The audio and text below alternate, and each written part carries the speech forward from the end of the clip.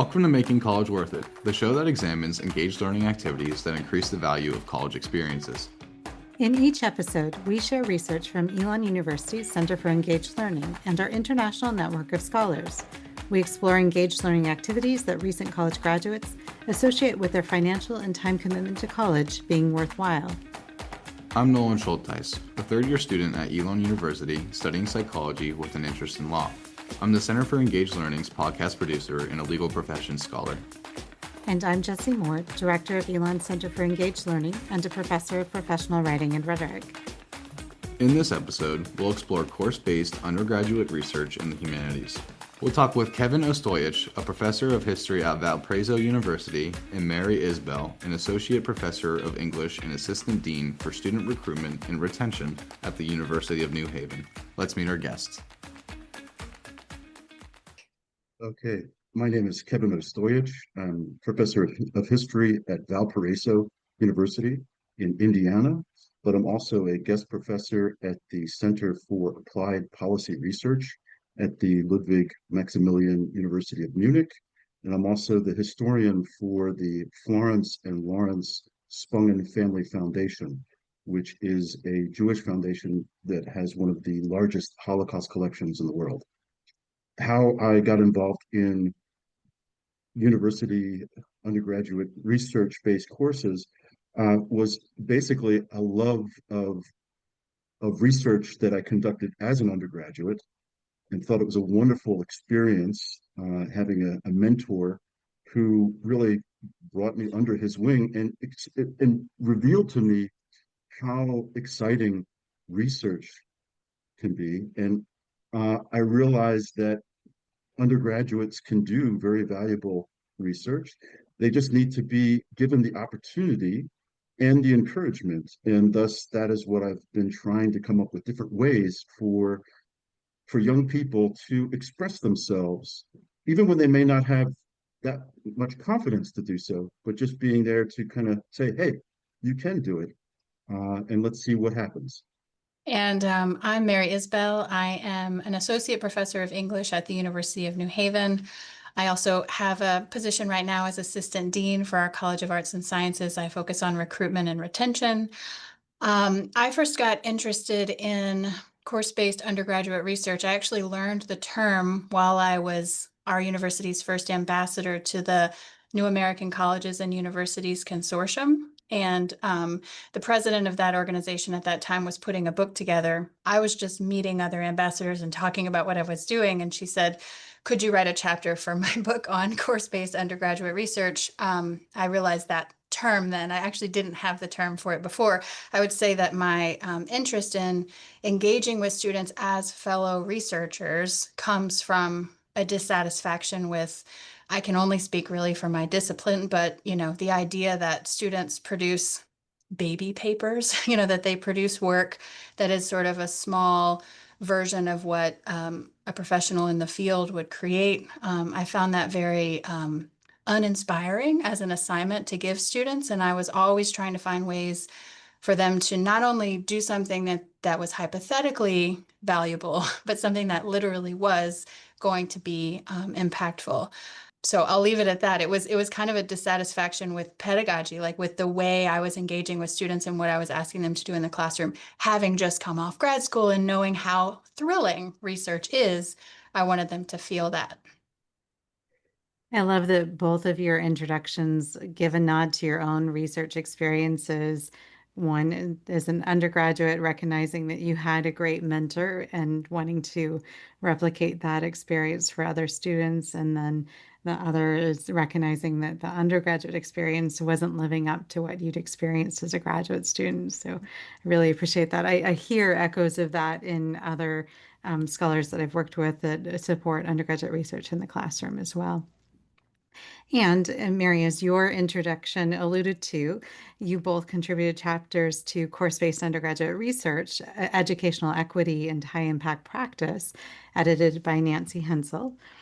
Would you share with our listeners an example of how you integrate undergraduate research experiences into your classes? Well, the course that I wrote about in the book was called History Mystery. And what the genesis of that was that I saw that a lot of students, as well as non-students, have this kind of knee-jerk reaction that history is somehow boring, that it's useless, and so forth, that they just have no fire for it. So I wanted to come up with a course that tried to reorient how people would view history. And closer to the way I look at history, I see history as one big mystery. We're surrounded at all times by mysteries.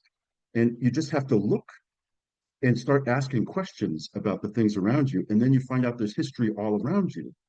So it's about how you redefine what history is. And a lot of people are put off from history by their high school experience, which they believe it's just memorizing people and places they've never heard of, never have been to, and they really don't see under any reason for doing so. So I wanted to see if I could come up with a course which put curiosity and mystery in center stage and really challenge the students to come along with me in this journey. Now, this involved really going the extra mile. In this course, I died 3 days into the course, and then the course became a murder mystery in which the students then had to use different tools such as microfilm, microfiche, going to the university archives, finding things which in a way was a misdirect because they were learning the techniques of research, but doing it in a fun way. They were trying to figure out, well, who killed this guy? And as they were going through, they'd find out clues that just about everyone at the university had a motive to kill me. So everybody at the university became a suspect. And thus the course actually drew more and more people to it. And that's where that curiosity kicks in.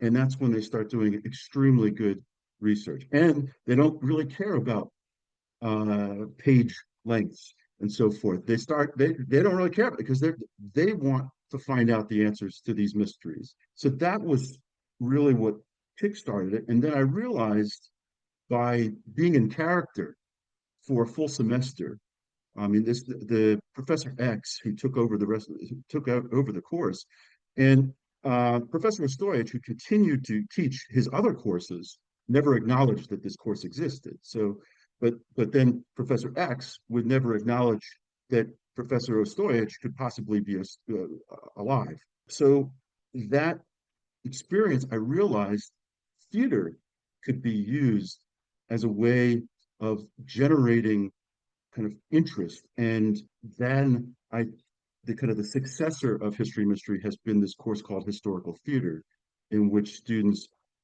write plays about Shanghai Jewish refugees, which is my specialty, and then actually act those out. But again, they don't care about the number of pages or all those type of things that you're used to hearing, right? Once they realize they are in charge and they're writing a play and they're going to have to act it, they want to make sure it's good. They don't want to look silly on a stage. So it's about coming up with the framework, encouraging, and then getting out of the way, and then letting them shine. And I learned that by being in character as Professor X for a full semester, wearing an eye patch and a black rose, and channeling the spirit of Kevin Ostoyich every once in a while. You name it. You know, some of the looks I got from the students throughout the semester were like, what is this guy doing? But they did extremely good work, and they really wanted to know who killed Kevin Ostoyich. Kevin, I love that. And I'm grateful that you survived the semester and are able to join us today on the podcast. But I also really appreciate how your example highlights the ways that undergraduate research can also be a community effort, just all of the different people that you named that were involved. Mary, what are some of the ways that you integrate undergraduate research into your courses? Well, yeah, I just have to comment on Kevin's what he shared, because the theatrical aspects are so beautiful, and it's interesting. I think that book came out a long time ago. We've been at this for 10 years plus. I have, engaging with these practices, and it seems like my trend is to kind of not realize for a long time that two different parts of my scholarly work kind of touch each other. And so I was, as a writing my dissertation, working on amateur theater, and I wound up having opportunities both as a finishing up PhD graduate student to go with students on an Exploring the Blue scenario on the U.S. Brig Niagara on Lake Erie. We did sail training on a tall ship for a month. And so I got to go as a grad assistant, and I convinced the organizer of the trip, who happened to be an advisor on my dissertation, who knew about my interest in Melville's actual engagement with theater when he was writing, and his accounts of that, but also all of my research about shipboard performance. And so she agreed to let me work with these students who had not signed up to put on a play, to just put on a play and reproduce one of the performances from my research. And so that's actually not what I thought I would talk about. But as Kevin's talking about theater and sort of the performative aspects, I didn't even go into that. I was approaching that in the frame of practice-based research. And my interest was really in better understanding the dynamics of staging a play on a tall ship, right? When you have to stand watch, how do you rehearse? Where do you set up the stage? We did a lot of playing around with that. In the process, I learned that collaborative act of making theater together led to all kinds of other historical curiosity, Kevin, to your point. And so anyway, I want to mention that in passing. I got to do that again when I was a postdoc at Yale on the Constitution in Charlestown, Massachusetts. We also reconstructed a performance that actually had been given on that same vessel with some students in a class at Yale that I created. And so that was, in both of those cases, the big thing that drives my engagement here is that the students are going to make discoveries alongside me, right? That we're going to figure things out together. And that is a fundamental shift from, I think, the way some people think about it. And once you have that mindset, then you can do all kinds of fun collaborative things together. I would say there's that. It's clearly related because I'm the same person, but there is this other interest, and it's different than what Kevin's talking about because it's more directly addressing the problem I see in the classroom. So instead of sort of, I do this cool thing that makes you not realize how much fun we're having, which I kind of love, and I want to be good at that. I'm instead like, my students are not reading what I assign. Do you read what is assigned to you in class? Can we talk about this as a problem, and how could we solve this problem? So the very challenge of getting students to read becomes the task we're all trying to solve. And usually I'm thinking of making something with students in this class that will be useful for students in the next class in the form of open editions. And like I mentioned, there are these two worlds. I learned about open educational resources. I was kind of learning about open pedagogy right when I wrote that chapter. I learned a lot more about it, but I had also been trained in scholarly editing and in the text encoding initiative. And there's a scholarly way of doing that. But I sort of over time started to bring those two things together and try to teach students about the principles of scholarly editing while producing an open edition with them for future students. And that has proven really engaging for students. And just like what Kevin's saying, there is no limit to what they will write. They have so much to say. They have so many research questions, and they're really dogged in their desire to figure out what's going on. And there's no one saying, is this sufficient for credit, right? That goes out the window. But lots of great examples there in your introductions and your discussions of the chapters that you contributed and the other ways that you've integrated undergraduate research into your courses. So it's just a really rich set. So thank you for that. Nolan, I'll let you go ahead and jump in with the next question. So you were actually just touching on this a little bit, Dr. Isbell, but your chapter focused on collaborative annotation to support reading comprehension in a literature course, but you also offer an example of using this approach with University Common Reading. So how might this activity support students' reading comprehension in other areas of study? Well, it's a kind of complicated-ish answer I'd give to this because I was really excited about the possibilities of collaborative annotation when I wrote that chapter. And I was just like, bing, bing, bing, like the technology was making possible so many exciting things. It's been around for a while. And what I'm learning is that now the thing that I thought it cleared away, actually I was thinking this as Kevin was talking, like, you're kind of surprising students, right? You're doing something they don't expect. It's gonna startle them awake because they're like, why does he have an eye patch on? Or in my case, can we all see what everybody else thinks as they read? That's like, what? But then it doesn't take long for that to kind of become a performance. And what I noticed in recent years is that any kind of collaborative annotation tool, when graded and when used to kind of surveil whether students are doing the work or not, leads to less authentic responses, basically. And that it also can kind of facilitate, I'm not actually going to read the thing on the screen. I'm going to read what other people think and then come back. So my shift away from that has really moved more to, I've been working in the Pressbooks platform. Students, when we create open editions together, are creating notes that we're not using Hypothesis. Those notes go into the HTML of the edition that gets updated over the summer, and the next class uses it. And so annotation's still happening, but it's kind of it's definitely structured differently. No, I know exactly what you're saying, actually. And funnily enough, that's a psychological concept. When people know they're being observed in any capacity, their behavior changes. So that makes perfect sense to me. And even as a student who's had to interact with something of that same kind of variety, like I used to do discussion boards all the time. And, it was like go respond to this student, go respond to this student. And, you kind of you force yourself to interact with it in a certain way because you're being graded on the criteria for it. And I can fully understand that it takes away from the authenticity. Yeah. I mean, what I've started to call it is a performance of whatever, fill in the blank, but usually it's a performance of knowingness that's getting in the way of learning because they're trying to make sure that they're on board. And what's sad about that is that the real curiosity that you want is hindered here. Like you want them to feel like they don't need to perform so that we can actually do some exploration together, but there's so much in the way you have to clear out in order to get at that. Yeah. And both of you have mentioned really the authenticity that can be associated with research, the curiosity that can be associated with research. We in the Center for Engaged Learning do a fairly regular national survey of recent college graduates.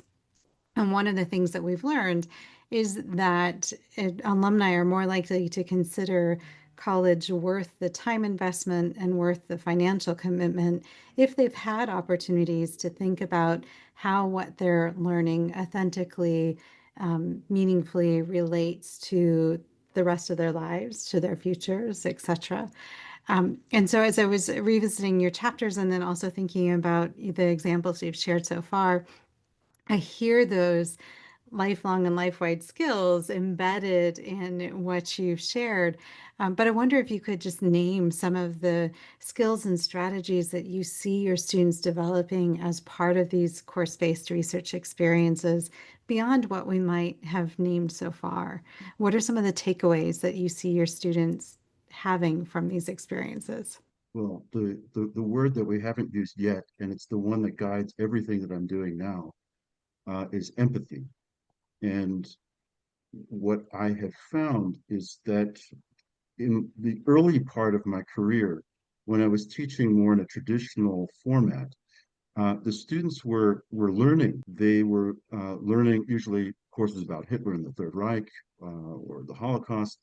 They were learning the material.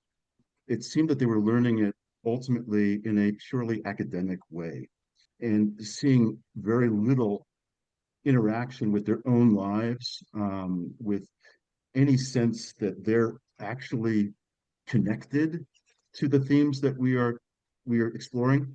And it was through the the history mystery class that I kind of evolved to thinking about coming up with ways for students to kind of channel empathy and thus become connected to history and those who are part of that history. And this is very much front and center in the Holocaust world because we're in a situation where a lot of our education about Holocaust is dependent on visits with survivors. And of course, a visit, an interaction, an actual interaction with the Holocaust survivor tends to trigger an emotional response. It's very difficult not to have an emotional response. But the issue now, and it's the big challenge for Holocaust educators, is how do we try to replicate that, looking down the road at the reality that we're not going to have survivors around to tell their story. How do we do that? So that was the challenge. And I channeled back to the history mystery experience and said, well, maybe theater can be the answer. And maybe theater practiced by people who are not theater majors, right, gives them an opportunity to kind of channel that internal empathy that they may not be using in the academic setting, but now they're being welcomed. I don't want to say challenged, they're being welcomed to channel that empathy and kind of see connections. Now it's not to embody the survivor, right? That's not what we're all about, right? But it's about seeing maybe, hey, this is a human being. I am a human being. This is not just a person that appears in a Holocaust film or someone who appears in textbook on page 532 to 534, and then we never hear about that person again. Or what I find to be the most problematic is people tend to see Jews as being part of this story and only part of this story and defined only by this story. And my idea was, well, how can we break that and have students get involved? And that is a skill that I think is not really given enough focus or attention at universities, that empathy is a skill that perhaps we do not develop enough in the university setting. So for me, these theater courses are ways in which students are welcomed to tap into their empathy and find out that Holocaust survivors are human beings that can be approached, right? And as students write, what I have found is they start to see connections between their own lives with the experiences that the Holocaust survivors had. Not necessarily in a concentration camp, no, not in a ghetto, but the familial relationships, the love, the sadness, the tragedy. These are things that we all experience, and thus the students start really connecting. And as they connect, they then want to do the research that is necessary to make it as authentic as possible.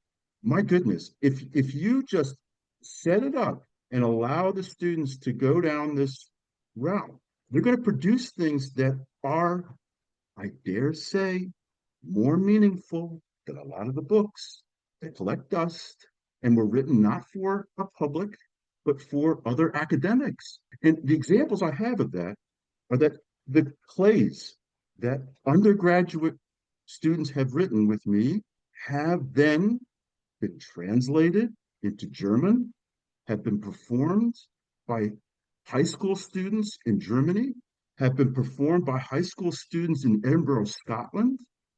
And as this happens, you see that the course no longer is one semester long. The course has no end, because what the students produced now has a much longer trajectory and more people get involved. So we have, for example, this one play called The Singer of Shanghai, which is about a sewing machine, not a vocalist, right? The Singer of Shanghai, written by students at Valparaiso University, translated into German, performed in Augsburg, Germany by students from 2 different high schools, and the actual sewing machine was sent from Cleveland, Ohio to Augsburg to be there for the performance. And the man whose history is on display, he came and he met with the students and he met with the the young man who played him. And he said, I can't believe it because the young man who played him is Muslim. And his mother was a survivor of Bosnian genocide. And he said, when I play the part of Harry, this Jewish refugee, I think of my mother and I think of her experience. I love the reach of those examples. It's really exciting to just to hear how students are embracing the challenge that you're offering them. And I just think it's so important that we recognize that if we offer the opportunities, students will run with them and it will really lead to more meaningful learning. Mary, what are some of the other takeaways that your students experience from their undergraduate research opportunities? Yeah, thanks. So the first thing that came into my head was confidence. And I'm going to talk about that in terms of the sort of collaborative editing projects, but then I want to describe this sort of new project I'm working on for a different set, especially because Kevin's mentioning emotion, empathy, recognizing that emotional intelligence is something that we definitely engage with in the humanities, and we could perhaps focus more on what we're doing there with students and what they're gaining. But first, for the confidence element, as we were talking about all of this performing knowingness or performing preparedness or whatever students are doing to kind of make sure that they're not going to receive a bad grade, that ultimately what that shows me is that they don't believe that if they did something authentically, whatever they thought, that it would be good enough, right? And so I think one of the first things I'm trying to help them realize is their own ideas are very good, right? And that they should have that confidence. And I think that does come through eventually, especially in the editing project where they're picking what passages they think needs a note for future readers. What that allows them to say is, instead of, I don't understand this, I obviously am not good enough to read this text, I'm saying, everyone struggles to read this text. So I'm going to give the example of the Confessions of Nat Turner, which was an edition that I created with students over multiple semesters and is available online with their notes. It does something pretty remarkable for a student to realize that the thing that at first they didn't quite get, others might not as well. And their role can be naming that as hard to understand and seeking a solution to that problem and kind of attach their labor to helping other people make connections and understand things in a different way. So I do think that confidence is an important part of this. But then I also want to say that what's shifted a bit is that I've taken my, like, let's call it what it is mentality to an extreme. I am now recognizing that when I put texts on a reading list, students don't usually read them.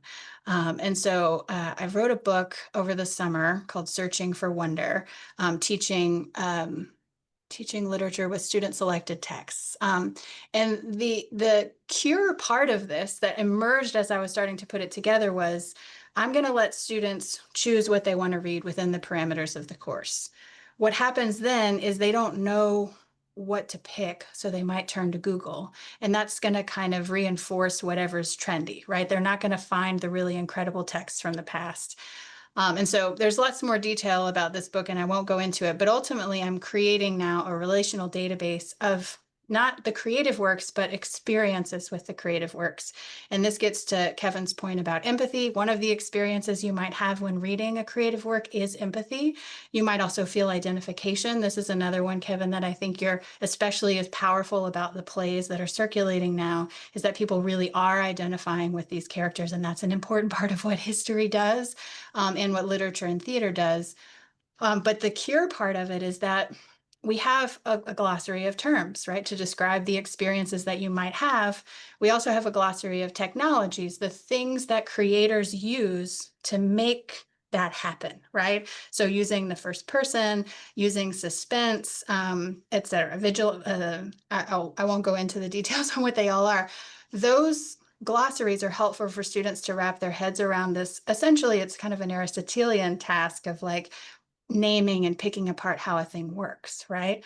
But the cure part is that students can propose new terms for the glossary. And so I have students in my class saying, I had this experience. I don't think it's in the glossary. I think this should be included. One of the first ones was amusement. We didn't have that in there, right? But I'm like genuinely amused. And another one that I added early on that I was really glad I did was confusion. Like if you read The Sound and the Fury, Faulkner's complex novel for the first time, it would be empowering for a student to know that a legitimate way to feel, perhaps even the way the author wanted you to feel a little bit, was confused. Giving students a chance to kind of add terms to that. I really see what we're building together as a new way of helping people discover creative works that aren't in the public discussion because they're old or they're a little challenging. They're not trending on Book Talk, right? This is a new way of thinking about it. And there, I would say in those classes, when we do that work, the skill students are learning is how to say, well, how do I feel? Like I just experienced this, like what is that experience that I'm having? And that is emotional intelligence. And I had so many students at the end of, I did this in the spring semester, students saying, listen, I'm not an English major. I'm studying forensic science or what have you, but having to name how I felt after reading a novel was really valuable. I think I'm going to use this emotional intelligence going forward. And I was happy with that. I really appreciate how both of your examples, and we didn't know this was going to play out this well when we invited both of you for this episode, but the ways that you are inviting students into authentic situations, that it is no longer just we're learning for learning's sake, but it's really strong connections to the broader context in the world around them, opportunities for them to make meaning not only for themselves, but to think then about how they might inform the learning of others and help others explore the topics that you're teaching and engaging students with. So it's really fun hearing the synergies between your responses, and I appreciate that. One other synergy that I'm hearing, I think, leads into Nolan's next question. So I will let him take it away. I did really quickly just want to say I enjoyed how in the last answer you both gave one word and then completely elaborated on it. Kevin's was empathy and Mary's was confidence. And I feel like even just those two terms in relation are two very good characteristics to have just as a person. And I think that interfacing with the material is also really good. Those are two really good just kind of characteristics to have as a student, especially I mean both are great, but I would say confidence especially just trusting in yourself because I lack the confidence sometimes to raise my hand if I'm not 100% certain of something. But going into our next question, what role do group work and social cohesion play in your course-based undergraduate research activities, and how do you help students develop or advance their collaboration skills? Well, we have not had a one-person theatrical production. So the historical theater course is predicated on the notion that every student has to write part of the script, every student has to have a speaking role, and every student has to have a behind the scenes role. I'll tell you, we've had some pushback sometimes because the majority of the students over the years that I've taught the course, the majority of the students are not theater majors. When you tell everybody that they're going to be doing all those things, sometimes there's this disconnect in their head that they're like, oh, yeah, yeah, yeah, yeah, you're right. Okay, yeah. And then let's just keep going. And then as you start to remind them, then there's some pushback because then you get somebody who's says, the last time I was in a play was like third grade. I can't speak. So they would get to that confidence, right? And I remember I had a student, for example, the first time we did it was undergrad and graduate students together, let's do a course where it's common room. It's 2 courses. Then eventually they come around, and then it's not a problem. And I had this student who was a graduate student who really fought about having a speaking role. And of course, she was assigned by we did democratically, who assigned, she got assigned the lead role, right? She's the mother in this, right? And she was, oh, I'm not going to do this. I'm not going to do this. Well, wouldn't you know, she was fabulous, of course. And then she was selected as the keynote speaker, the graduate speaker, student speaker at the graduate commencement. We had someone who did not want to have a speaking role, and then she is giving the speech to the commencement. So that is just I guess that's just a comment to all professors who get that pushback to say sometimes if you just show a little backbone and say, hey, this works, you're going to do it, that it's best not to give in and just keep saying you're going to do it, it's going to happen, and then you provide that support and you say you're doing a great job, right? And then eventually they don't need you anymore, right? Very quickly before we ask Dr. Isbell for what she thinks about this question, I just wanted to say I noticed within your answer like this theme of like a tough love and I know better, just trust me. And I like that theme, especially because having grown up with a father who kind of acted in that sense, not in a like a bad way. He just was like, if I was scared to do something, he would push me out of my comfort zone. He was like, listen, I know you're gonna love it. I mean, specifically for me, it was roller coasters. I was so afraid to get on a roller coaster. And he was like, just trust me, just get on one. And I haven't turned back since. So I just want to say I like that kind of mentality is being taken and applied in an education context because ultimately I feel like an education context is one that you can trust that mentality in the most because you're the professional on the matter. You're the most educated. So you do know best when it comes to applying the material. But it does have to be done with respect. So tough love, but always with respect.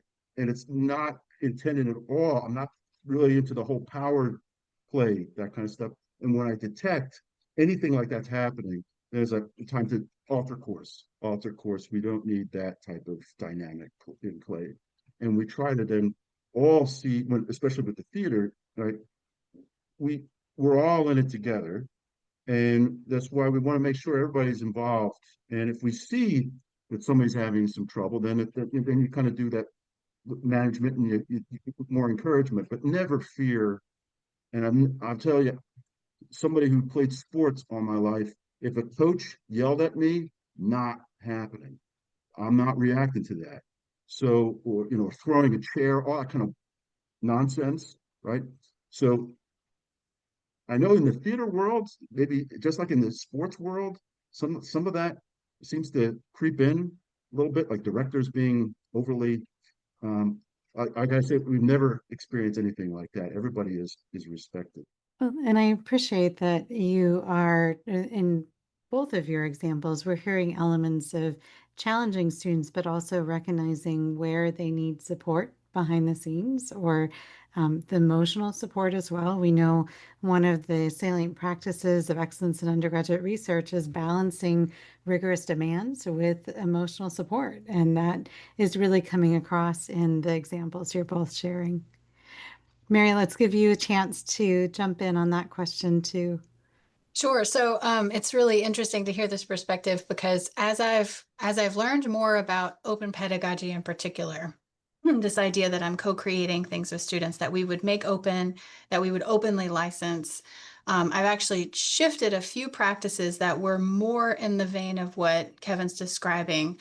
It's going to be scary. You're going to do it. So I started 10 years ago teaching with wiki education. So having students edit and there they create pseudonymous names for Wikipedia, and they enter the fray of that public space, and they say what they want to change about an article, and then the other editors speak back to that, and they challenge the reliability of their sources, and that space is so rich.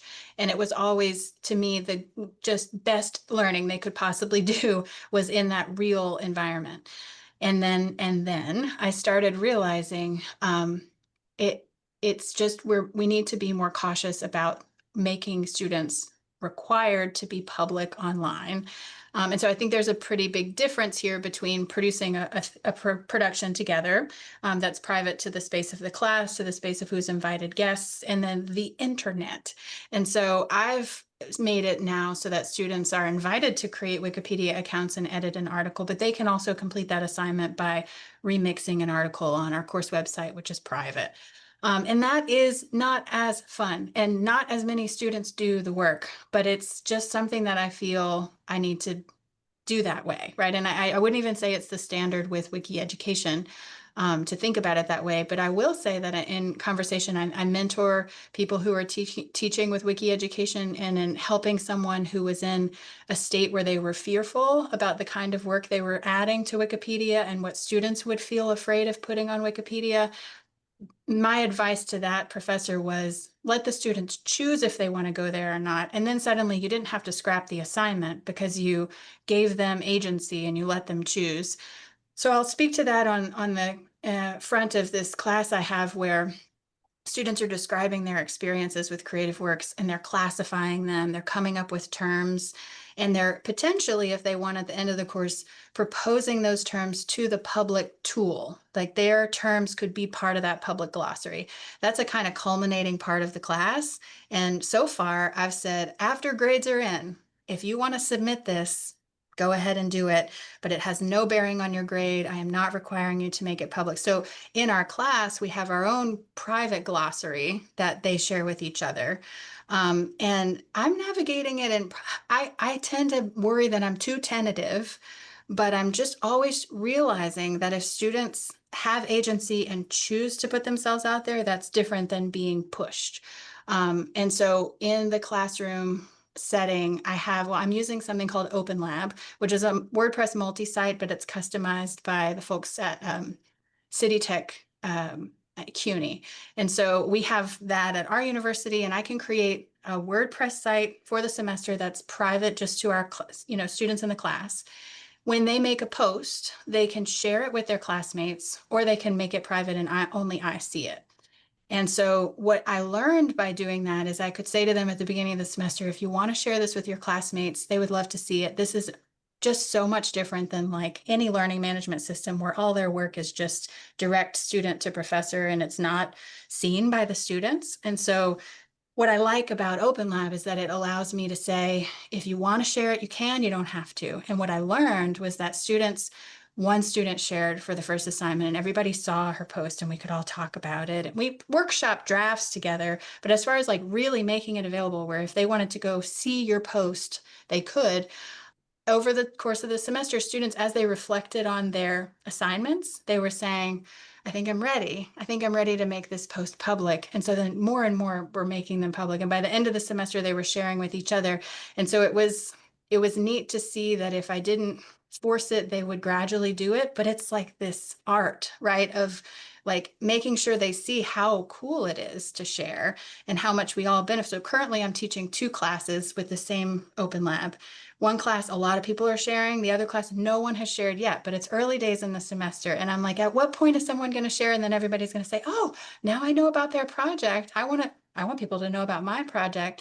Yeah, that's where I am on this. And I do think that goes to all these projects are private. They're about your own experience. But the collaborative nature of the class is that we really all learn better if everybody's feeling like they can share.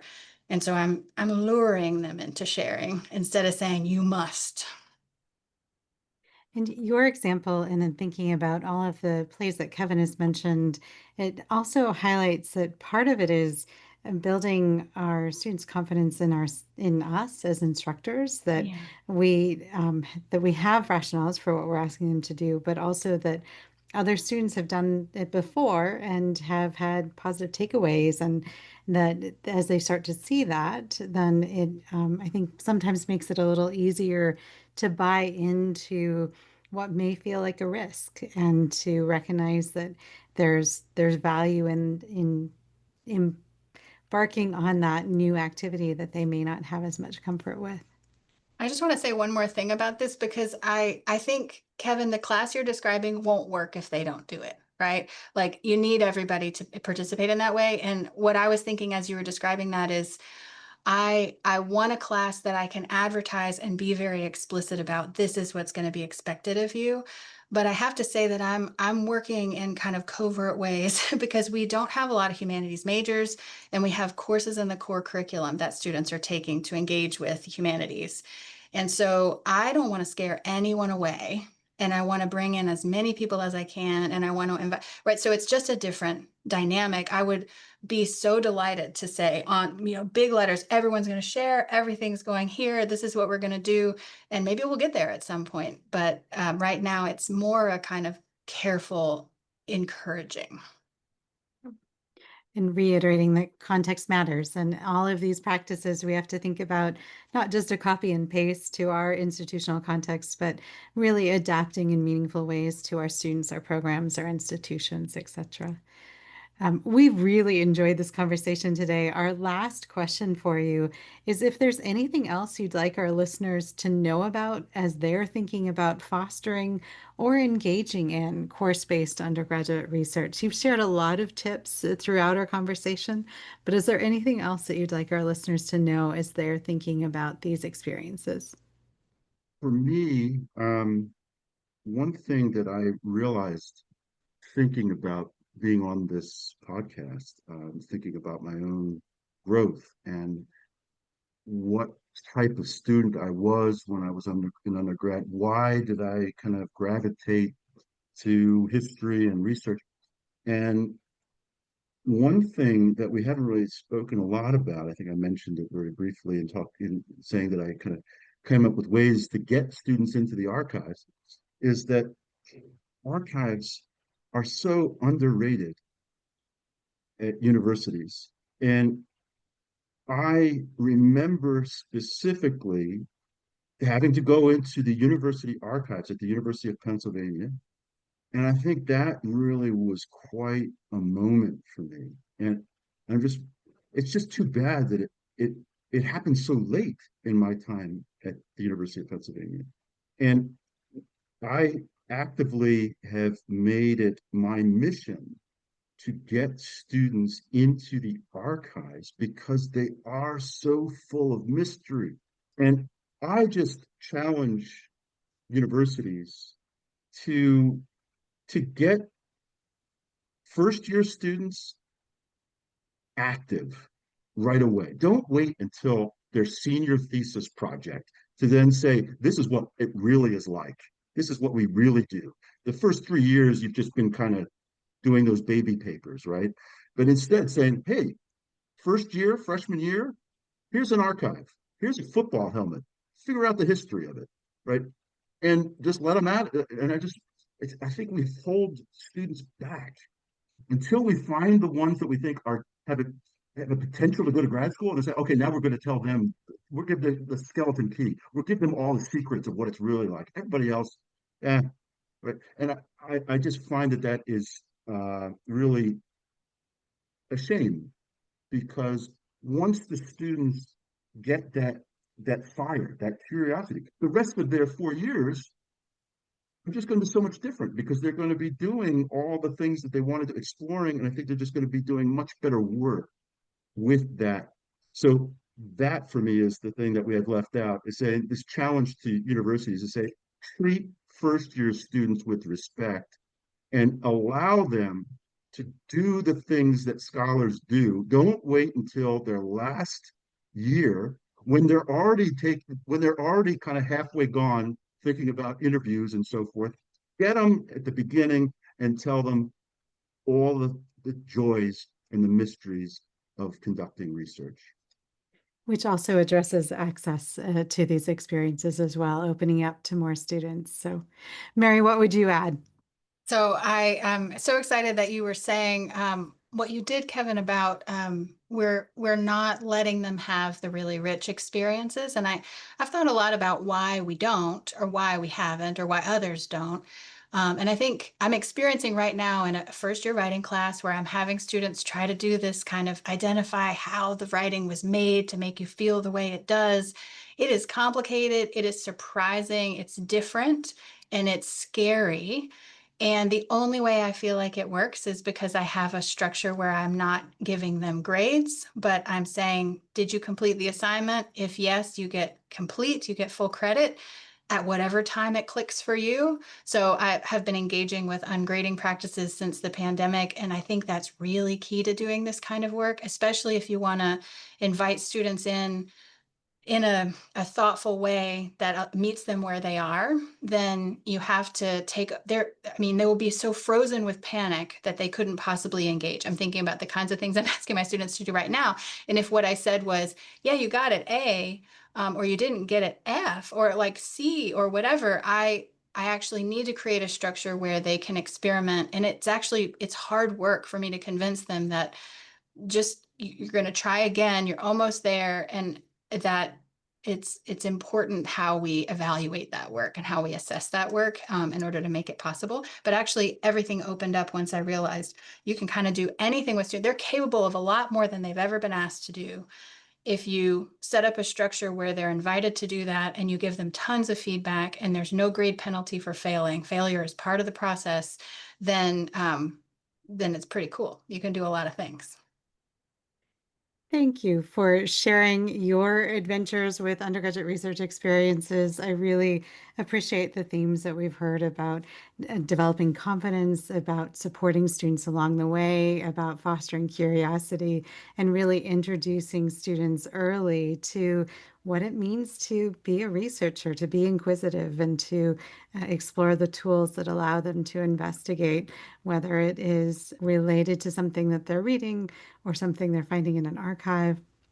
It's just a really dynamic possibility for how we can integrate undergraduate research into the university experience. So thank you very much for sharing your time with us today. We appreciate it.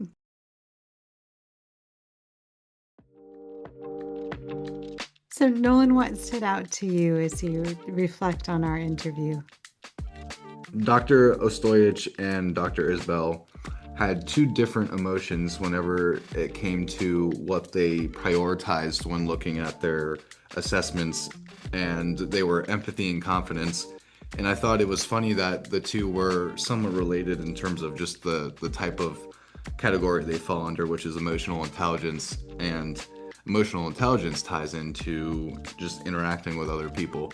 So it's funny how there's almost this big culminating idea that there just needs to be a greater relationship with professor and student, but it also at the same time needs to be structured enough so that there's still valuable learning being taking place. Absolutely. And that theme that was carrying through about the relationships involved in all of this, that they knew their students well enough to recognize when they were stressed about something, when they needed a confidence boost, when they needed different tools or resources, but also the intent of trying to facilitate those relationships earlier.